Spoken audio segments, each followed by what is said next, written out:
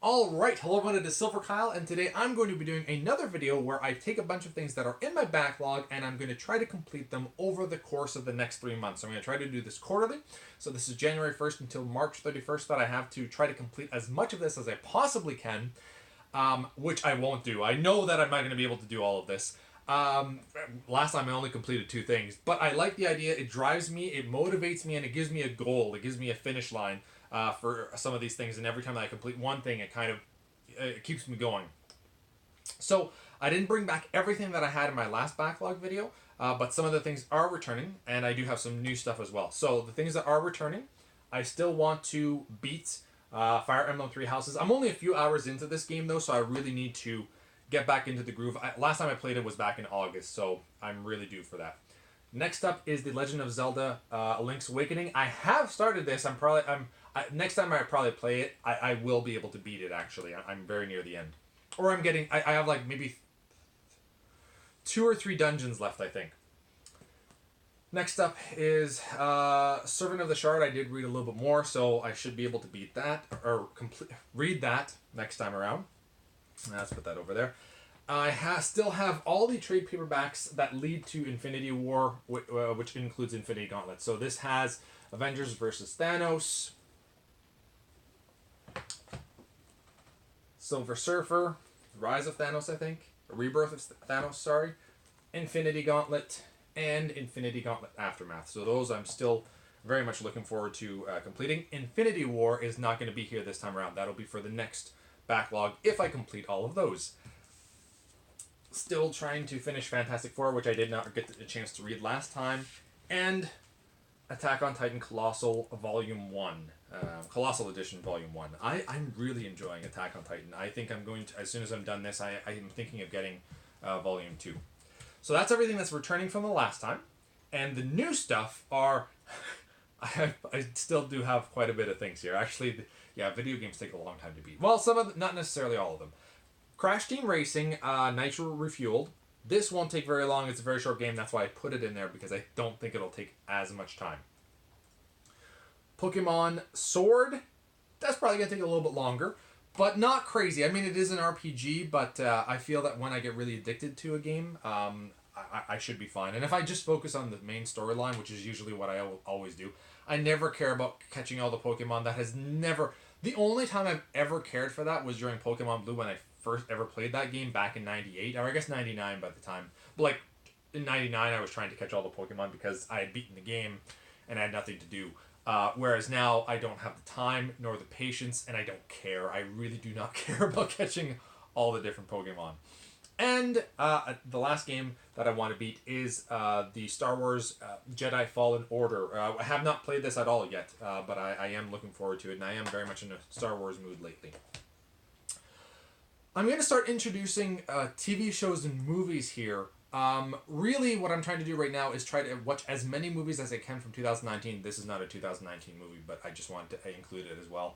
But I am trying to watch as many movies from 2019 as I can, because I would love to have, at the end of the month, a top 10 list. I currently have, I have 10 movies that I could potentially make a video out of, but I know that there's still, I think there's 12 movies that I still want to see before I make that list. So those are included. I'm not going to actually include them in this, but because I don't own them or anything, but I do want to watch them. This is All the President's Men, which I did buy on Blu-ray a while ago, and I have not seen this ever, and this totally seems like a movie that I very much enjoy. I love Dustin Hoffman and Rob Redford, and it's kind of like I basically looked in movies that are kind of similar to Zodiac, and it's basically reporters going about and trying to find out what was going on with Watergate. So that should be good.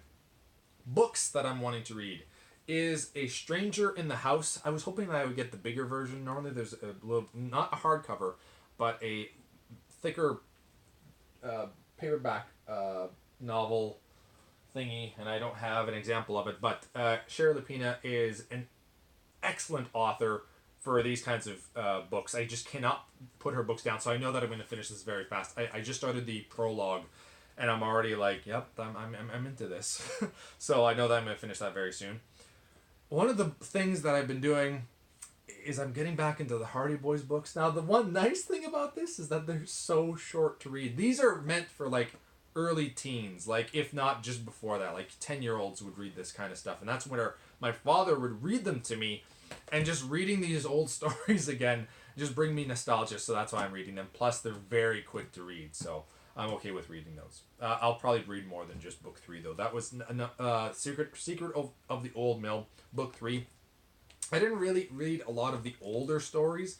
I started my father probably read a few of these from, but I didn't like them as much. I really started liking stuff that was in basically like still from that series. I mean, like continuing on afterwards, books 60 to maybe 120 is really what my father would read, and then I would read. I would go to the library and I'd actually take out a bunch of Hardy Boys books.